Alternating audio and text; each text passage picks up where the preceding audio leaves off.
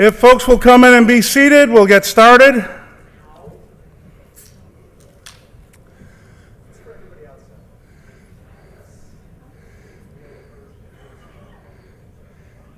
If you folks right there that I'm looking at come in and be seated, we'll get started.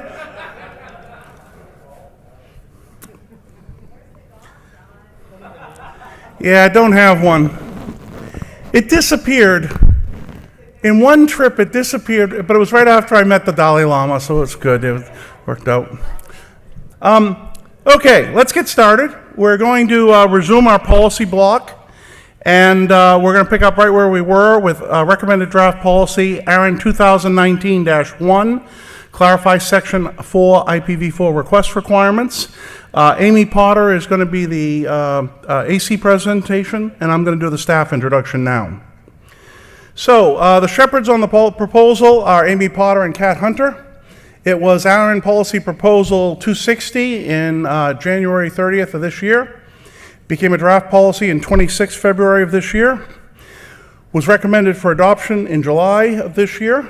It was presented at ARIN 43 and was updated. The latest version is 25 July 2019 in your discussion guide. So the policy will change 418 and effectively outline a clear intent that organizations may only apply for IPv4 addresses if they have not received IPv4 addresses within 3 months prior to submitting the application. It also creates a clear expectation that organizations applying cannot have transferred IPv4 addresses to another party within 36 months prior to the application. The text is clear and can be implemented. There's no material issue. It will assist with our anti-fraud activities. It will require updating guidelines and internal procedures, and fairly straightforward. At this point, I'll ask Amy Potter to come up and do the ARIN AC presentation.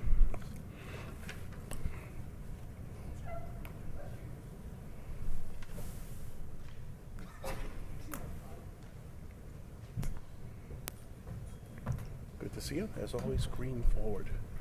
Yeah. All right, so this policy proposal came about as a response to some of the issues that we discussed earlier with abuse that was taking place on ARIN's waiting list for IPv4 address assignments and allocations directly from ARIN. This was not included in the changes that were already implemented that John discussed a couple presentations ago.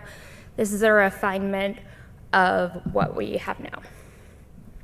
So there are two goals of this policy proposal. One of them is just to address some ambiguity that exists in the current language of the previous draft to clear up the requirements for the hold period. The second goal of this is to prevent organizations that have transferred their own space to another organization within 36 months prior to applying for space on the waitlist. So essentially, it prevents an organization from selling their own space and then trying to replace that for free from the waitlist. So I'll give you a second to read the current language. It's also in your discussion guides. The revised language, you can check out the text in bold, says that organizations may not apply for IPv4 address resources under this section if they have received an allocation, assignment, or transfer of IPv4 address resources less than 3 months prior, or if the organization has transferred space to another party under Section 8 less than 36 months ago. So the previous version of this policy proposal had included a 12-month window during which an organization could not apply for the waitlist if they had transferred space to another party. The community gave us some feedback at a previous meeting and on PPML, suggesting that they thought that that whole period was not long enough and asked that we extended it to 36 months, which is what we are doing here. So our questions for you guys today are, This policy was intended to prevent an organization from transferring space under Section 8 and then immediately applying for space under Section 4 waitlist policy. Do you feel that this policy continues to support that effort? Likewise, do you continue to support this policy as is? Do you feel that the changes that were already made to address abuse were enough? Do you think that this is an improvement to that? So really, we would just like your feedback. Thank you. We'll have the Vice Chair, Bill Sandiford, come out to moderate discussion at the cues. The microphones are open. Amy, you should remain to assist in any questions. All right, far microphone. Hi, Chris Woodfield, Salesforce, ARIN, AC, and the initial author of this policy proposal. Just a quick correction is that this policy was authored actually prior to the waitlist suspension and the emergency PDP that resulted from that. It was originally written to address problems that were unrelated to that emergency action. The language did have to be updated to encompass the changes made as a result of the emergency PDP, but the intent of the proposal remained unchanged. Obviously, I'm in support of the policy. Can we go back to the language, though? I want to make one comment that might justify some additional clarification. Is the words allocation, assignment, or transfer. Is it possible that this could be interpreted that allocation and assignment does not necessarily mean an allocation or assignment from ARIN? Could that language be interpreted to mean if you've received an assignment from, like a SWIP from your ISP, which is not the intent.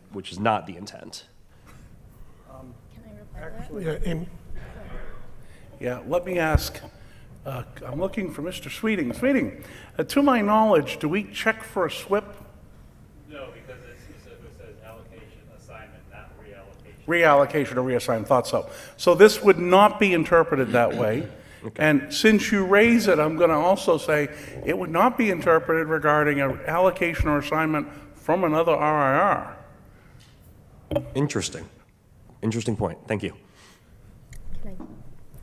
One thing to keep in mind also, Chris, is that we do have a definition section earlier in NERPM that defines assignment, reassignment, allocation, and reallocation, and those definitions would apply to the text that falls here.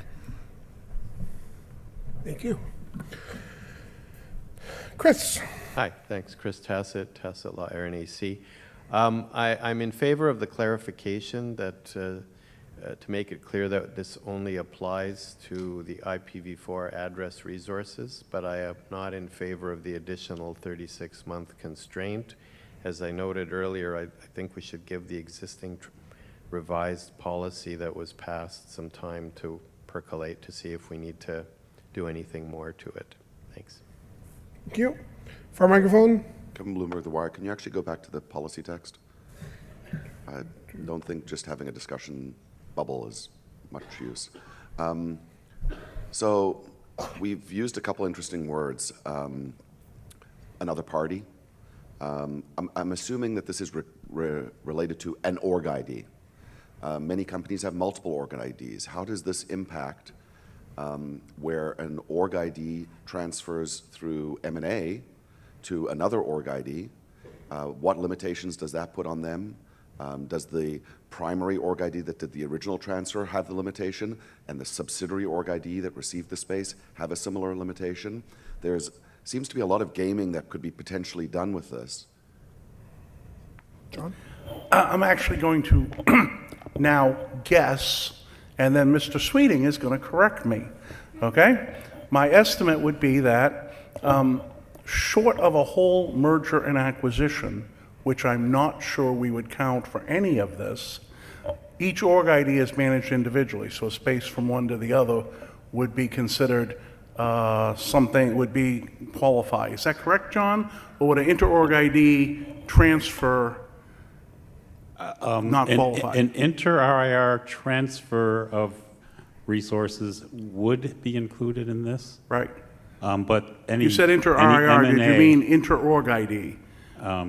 No. An organization, a company has 4 org IDs and moves space between them. I'm going to guess on this too and look at Lisa. We go by org ID. We go by org ID. Correct. So yeah, this would encumber orgs.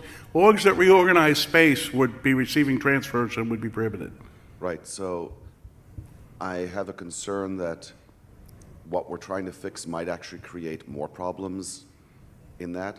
This is, again, there are different scenarios. One is to protect against abuse and fraud and all of that, but at the same time, we've always been very careful not to create situations where legitimate business dealings that have to go on are encumbered.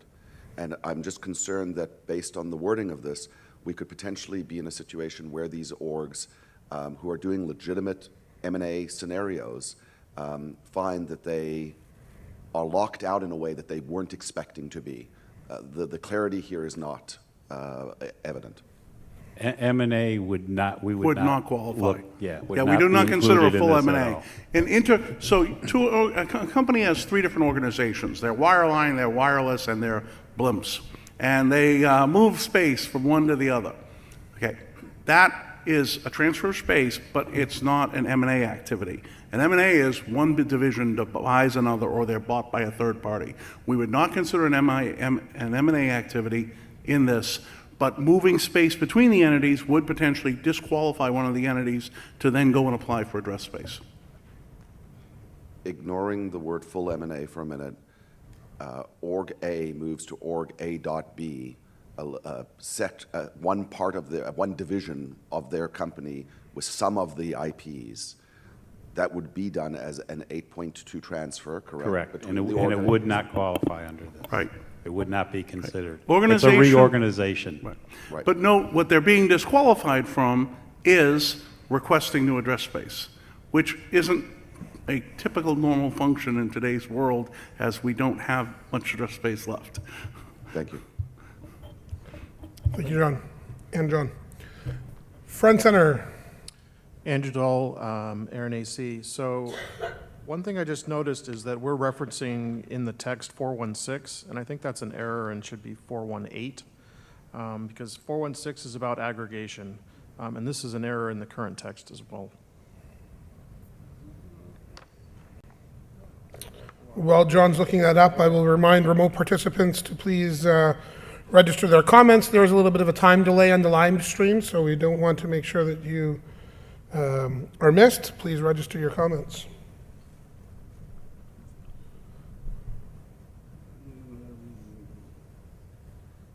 Yes, it would appear to be overtaken by events. I'm not sure how it ended up being 416. I imagine that that needs to be an editorial change to 418. Thanks. Thank you. Far microphone. Please again- approach the queues now. They're looking a little thin if you have anything further to add. Again, Chris Woodfield, Salesforce, ARIN-AC, policy author.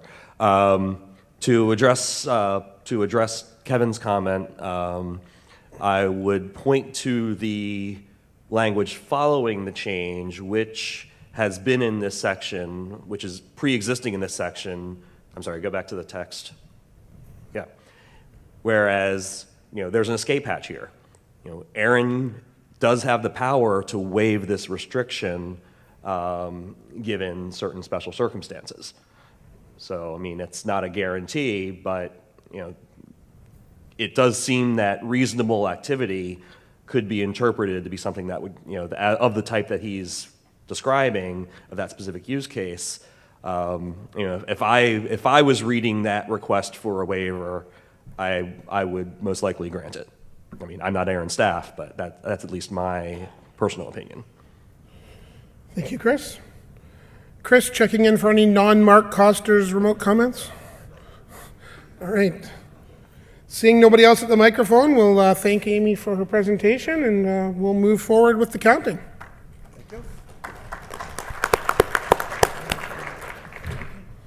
All right. All those who are in favor of the proposal, please raise your hand and raise it high.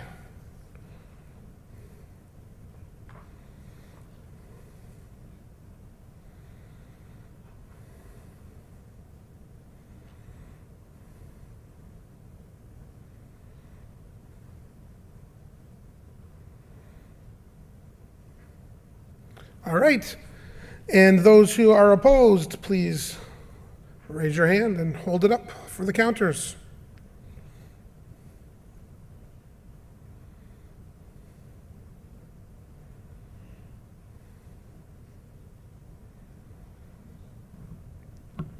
All right. Counters are busy counting, tabulating the results. We're just killing time up here. I wish I had the Jeopardy theme to cue. We could sing, dance. Nobody wants that, Joe. No one wants that. Tell a joke. Go ahead. How do you repair a broken jack-o'-lantern? Use a pumpkin patch. Oh.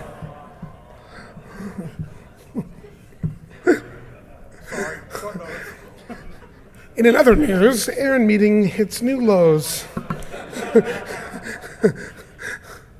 All right, I see the counter approaching. The counter extraordinaire.